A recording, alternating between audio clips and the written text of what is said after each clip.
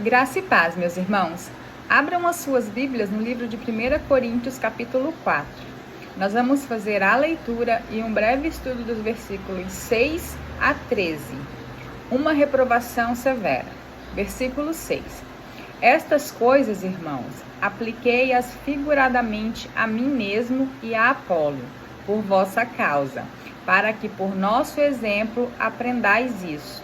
Não ultrapasseis o que está escrito, a fim de que ninguém se ensoberbeça a favor de um em detrimento de outro. Pois quem é que te faz sobressair? E que tens tu que não tenhas recebido? E se o recebeste, por que te vanglorias, como se não tiveras recebido? Já estais fartos, já estais ricos, já chegastes a reinar sem nós. Sim, tomara reinasseis para que também nós viéssemos a reinar convosco. Porque a mim me parece que Deus nos pôs a nós, os apóstolos, em último lugar, como se fôssemos condenados à morte, porque nos tornamos espetáculo ao mundo, tanto a anjos como a homens. Nós somos loucos por causa de Cristo, e vós, sábios em Cristo. Nós, fracos, e vós, fortes. Vós, nobres, e nós, desprezíveis. Até a presente hora, sofremos fome e sede e nudez, e somos esbofeteados, e não temos morada certa. E nos afadigamos, trabalhando com as nossas próprias mãos.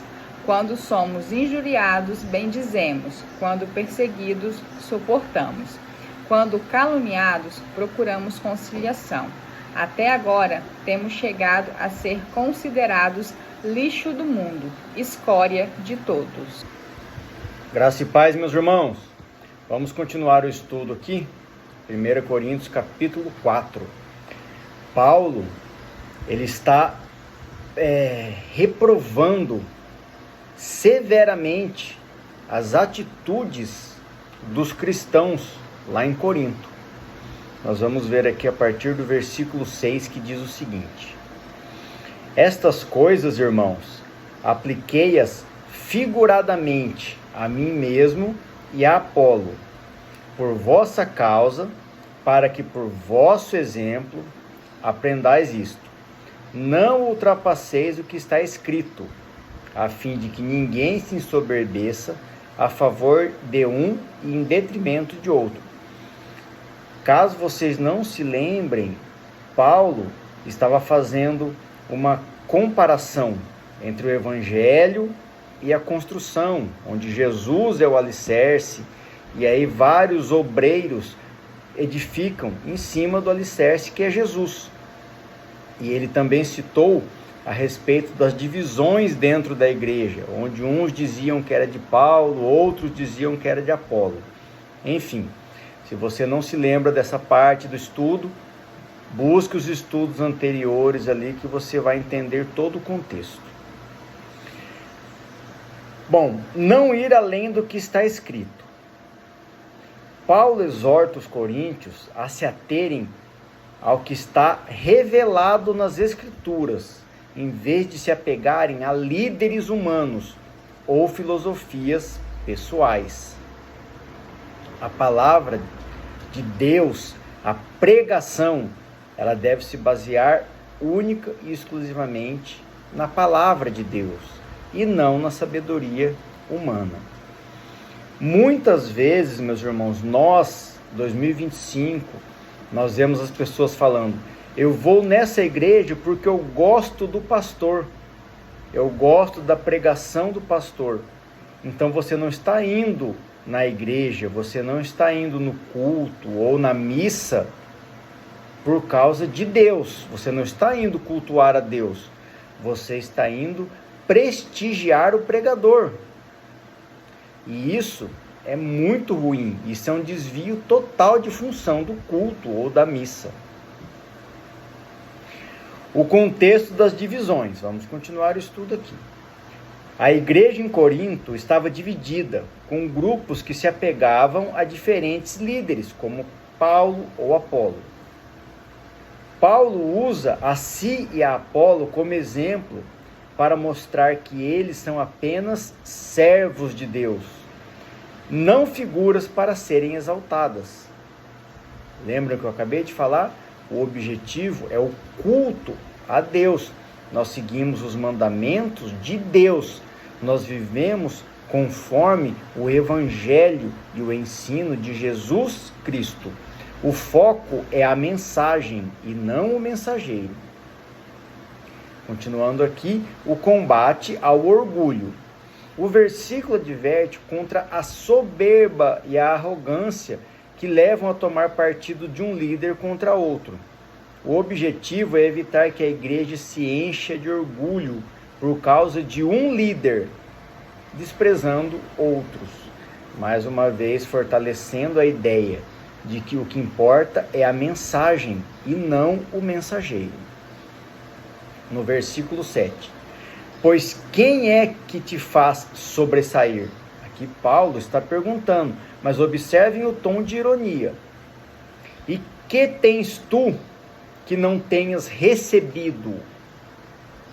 E se o recebeste, por que te vanglorias, como se não tiveras recebido? Talvez seja um pouquinho difícil o entendimento, parece uma linguagem meio poética, com ironia, mas nós vamos desmembrar. Trazendo uma referência bíblica aqui, que está lá em João 3,27. Respondeu João: o homem não pode receber coisa alguma se do céu não lhe for dada. Da onde que vem essas coisas as quais nós estamos recebendo? Dos céus, vem de Deus. Meus irmãos, observem que nesse versículo, Paulo enfatiza a soberania de Deus e a pequenez do homem diante de Deus. A verdadeira sabedoria só vem de Deus. Isso nós já vimos em vários estudos anteriores. Se vocês tiverem em dúvida, não se lembrarem, é só buscar nos estudos anteriores, que a gente vem falando constantemente sobre a sabedoria de Deus. No versículo 8. Já estais fartos, já estais ricos, chegastes a reinar sem nós. Sim, tomara reinasseis para que também nós viéssemos a reinar convosco. Paulo continua tentando mexer com o sentimento dos irmãos de Corinto, para que eles entendam que as suas atitudes de soberba, de orgulho, de se acharem melhores e superiores a outros, ela é errada. Essa não é a conduta de um cristão, muito pelo contrário, isso se opõe aos ensinamentos de Cristo. Eu vou trazer uma referência aqui, que está lá no livro de Apocalipse, capítulo 3, versículo 17.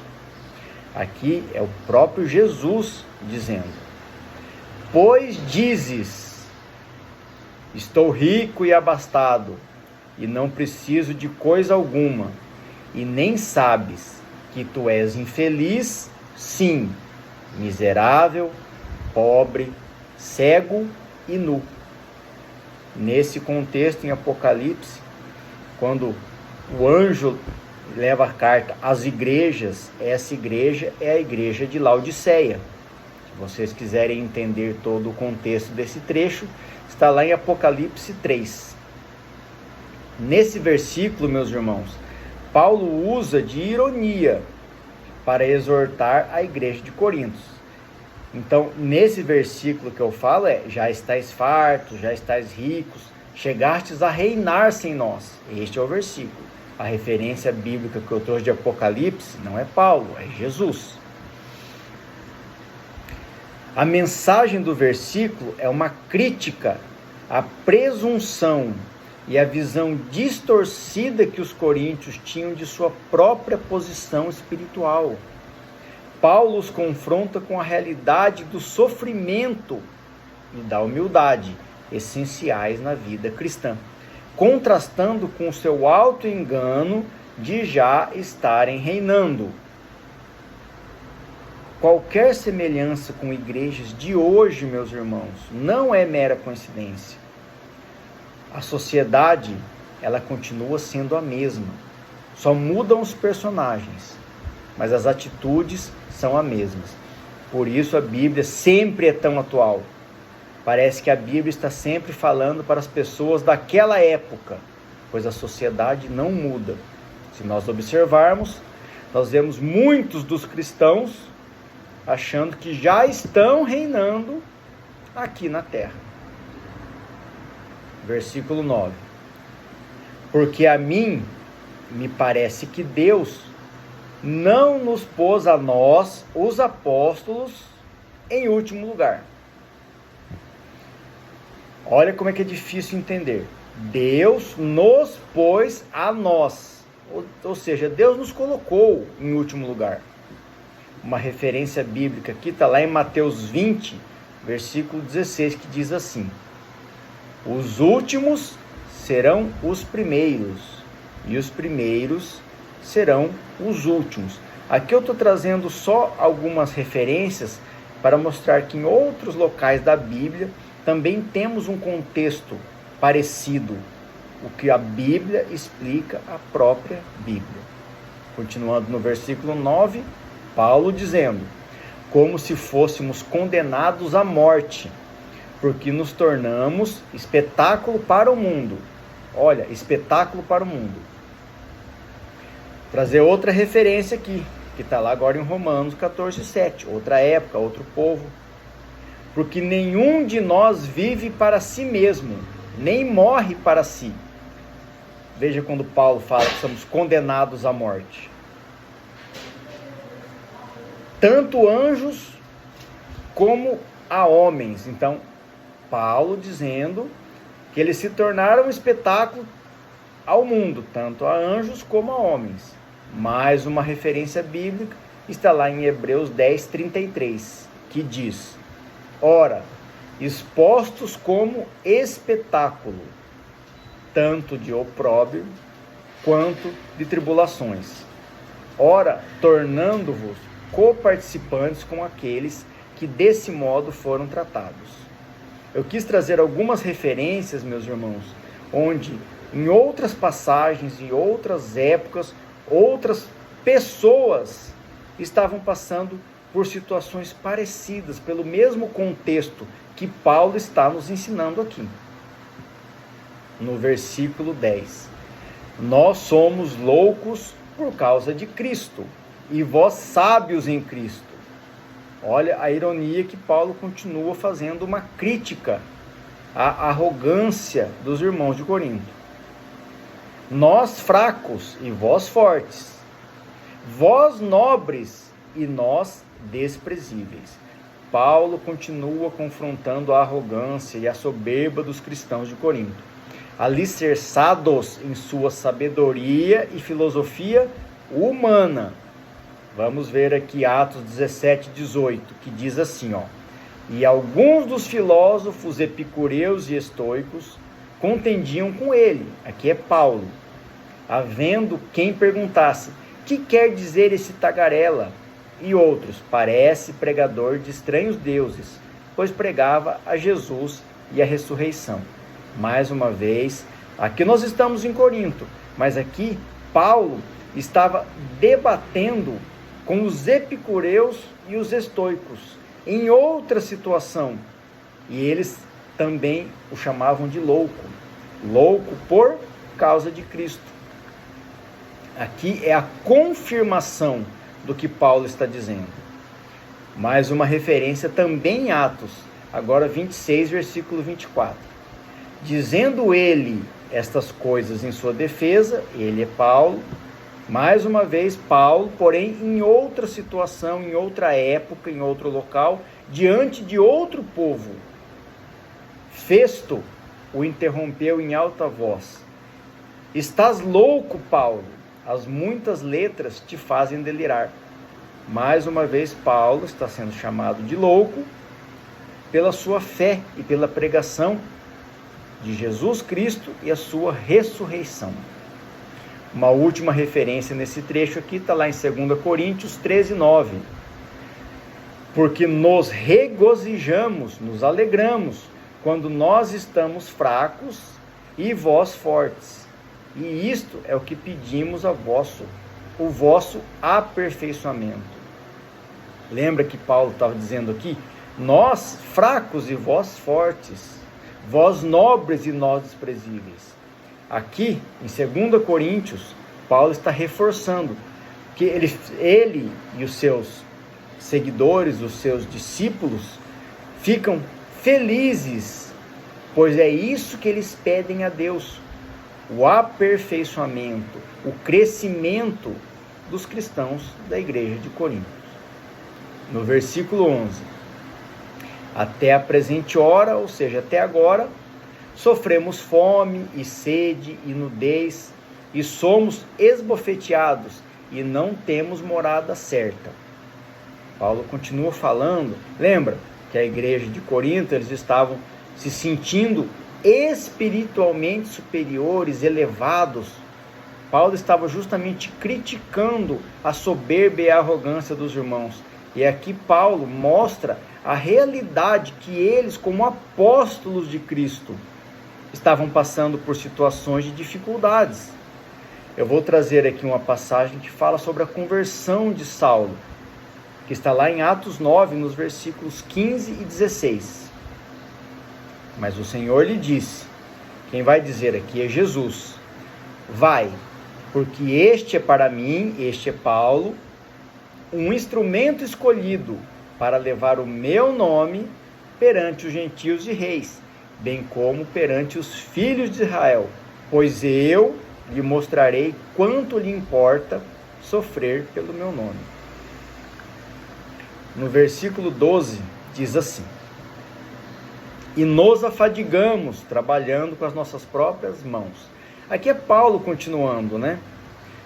Aqui, meus irmãos, o apóstolo reforça que a sua missão era pregar o evangelho a qualquer custo, que ele não estava usando da palavra de Deus para obter vantagens pessoais.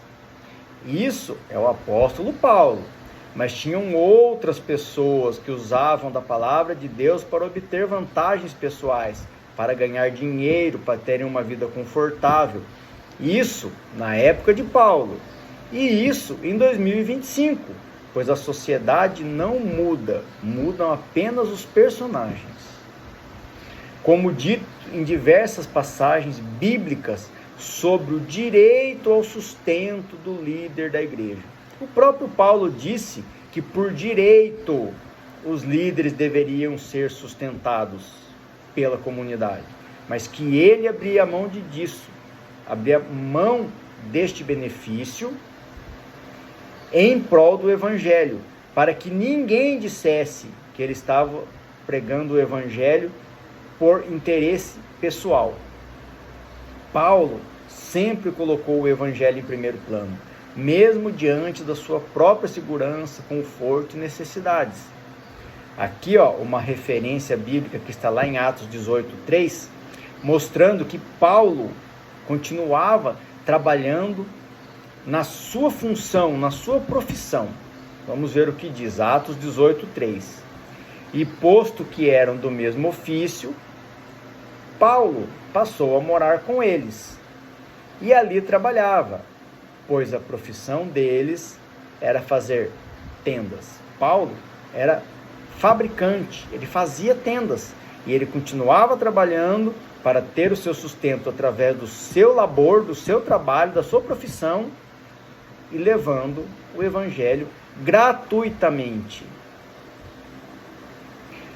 Mais uma referência aqui em Atos 20:34, Paulo dizendo: vós mesmos sabeis que estas mãos serviram para o que me era necessário a mim e aos que estavam comigo.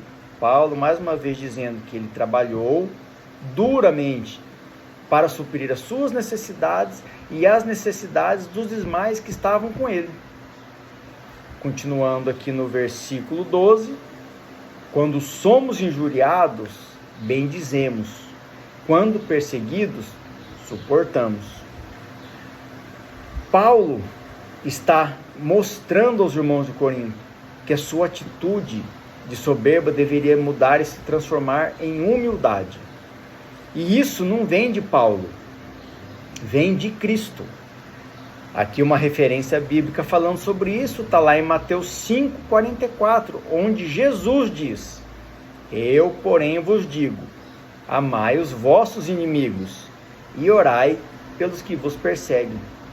Observem que Paulo estava seguindo e vivendo conforme os ensinamentos de Cristo e conforme os ensinos que ele mesmo estava tentando levar aos irmãos de Corinto.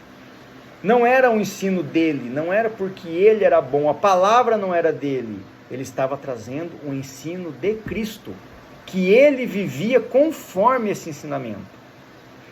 No versículo 13, para nós concluirmos esse trecho de estudo, diz assim: quando caluniados, procuramos conciliação.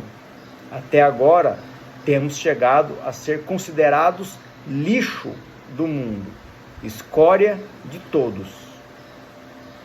Essa referência que eu vou trazer agora está lá em Lamentações 3, versículo 45, que diz assim: como cisco e refúgio nos puseste no meio dos povos. Meus irmãos, observem a lição que Paulo está querendo nos ensinar aqui através desta carta. Ensinar a nós, em 2025, pois a sociedade não muda, mudam apenas os personagens. Nós não somos nada diante de Deus.